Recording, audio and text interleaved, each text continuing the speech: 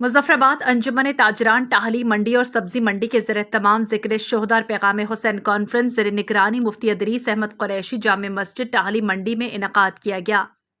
Conference के मेहमान खसूसी पीर सैयद न्यास हुसैन गिलानी, पीर सैयद मोहम्मद रफ़ीक जागवी थे। कॉन्फ्रेंस में जैतुल कराम मोहम्मद नसीर हज़ारवी, मौलाना परवेज़ कुरैशी, मौलाना अरशद सदीकी, मौलाना इफ्तिखार नईमी, मौलाना आरिफ महमूद सदीकी, मौलाना आफ्ताब नूर और मशहूर नाथख्वां मौलाना मोहसिन हारूनी, मौलाना वसीम चिश्ती, मौलाना अब्दुल शकूर चिश्ती और ताजरों, जनरल सेक्रेटरी अंजुमन सब्जी मंडी अक्सीर मीर, सरदार अदरीस मुगल, हाजी रफ़ाकत अवान, मियाँ वहीद सरवर, मोहम्मद बाबर और कसीर तादाद में लोगों ने शिरकत की। कॉन्फ्रेंस से मुक़र्ररीन ने खिताब करते हुए वाक़या करबला और ज़िक्र करबला पर रोशनी डाली और कहा कि करबला में हुसैन ने गर्दन कटाकर रहती दुनिया तक इस्लाम को जिंदा किया, बातिल के खिलाफ डट गए और अपनी जानों के नजराने पेश किए। बातिल हमेशा हमेशा के लिए मिट गया, इस्लाम जिंदा हो गया। हमें शोहदा की जिंदगी और इनकी दीन इस्लाम के लिए खिदमत से सबक हासिल करना चाहिए।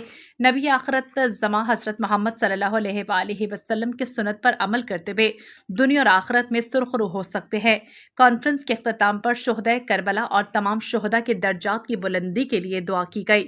मोहम्मद लतीफ़ अवान, आवाम न्यूज़।